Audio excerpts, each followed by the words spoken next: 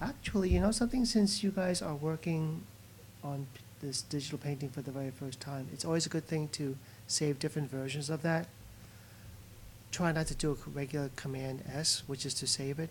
Instead, do a save as, so we'll do a save as. I'm going to call this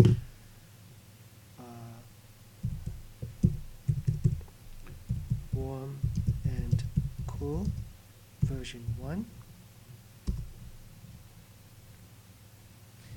And now I have that as saved as version 1. I'm going to merge the whole thing down, layer, flatten image, because I don't really need all those layers anymore.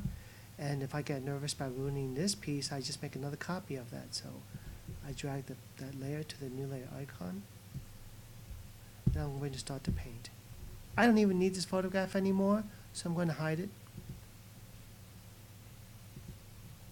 So I can just focus on this. And since I'm really just focusing on the painting and I don't really have any other windows open, I'm going to hide all of my palettes with the tab key. Tab key. Actually, let me show you another interesting trick. Brush.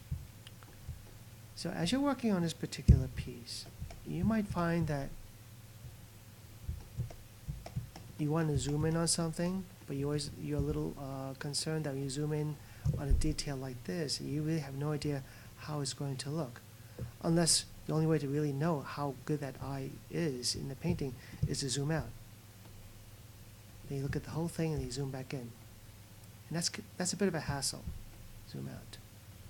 So what I want to do then is I want to create a new window. Window, arrange. I'm going to create a new window of my warm and cool file. It creates another tab, and then from there I'm going to split the screen. Window, arrange, to a vertical. So you now have two versions of the file itself. They're both synchronized, and for this next part to work, I need to disable the synchronized windows. So I'm going to click the hand tool. I'm going to turn off my scroll all windows. Then I'm going to click the zoom tool. I'm going to turn off zoom all windows. That means that I can now zoom in and zoom out and use the hand tool independently, which is great. And then on this side, I'm going to work on a detail. Hide all my palettes with the tab key.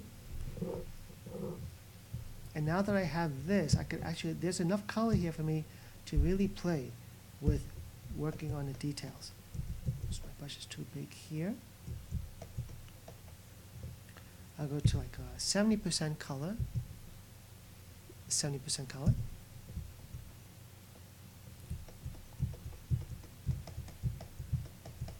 And I'm basically working on, let me go to 50% color, working on smoothing out all of my tones.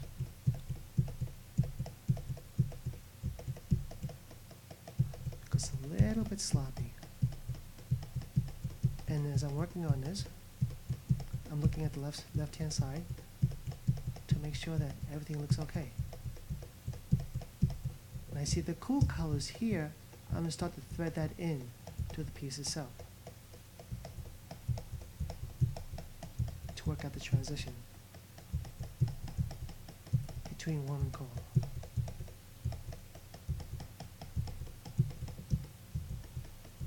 Shadows are cool here.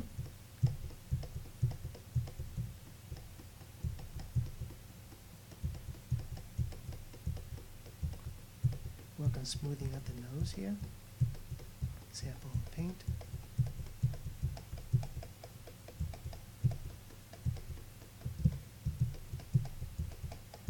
And as I'm working on the left-hand side, you can see that it's slowly becoming more refined. I mean, as I'm working on the right-hand side, it's becoming more refined over on the left-hand side.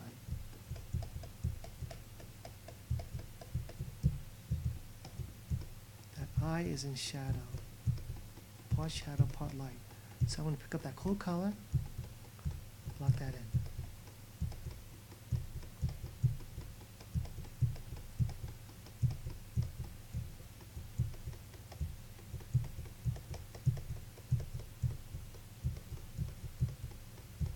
Get the eyeball, get that tone.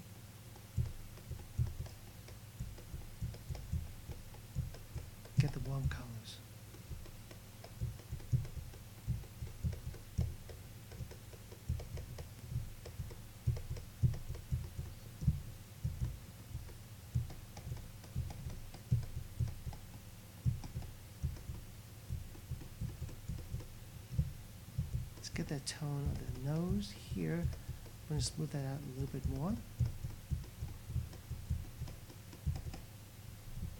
Work in some of the hairs of the mustache.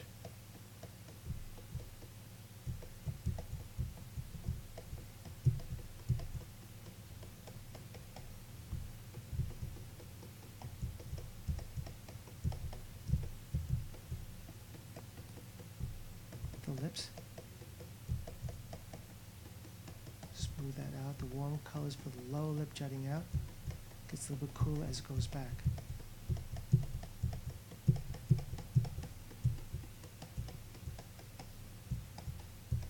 The cloak comes down, does a shadow. The mustache goes over. It disappears into the lips, and then it comes out again over here.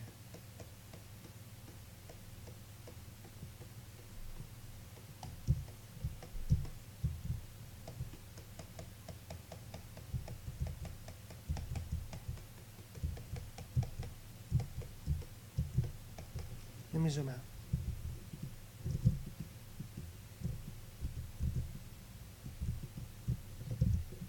It's getting there. Let me show you the layers palette again. So this is what it looks like now on the modified layer. When I hide it, you can see what I did before. So little by little, the painting is getting refined. So that's how I would do a painting using warm and cool grays. Good luck with the project.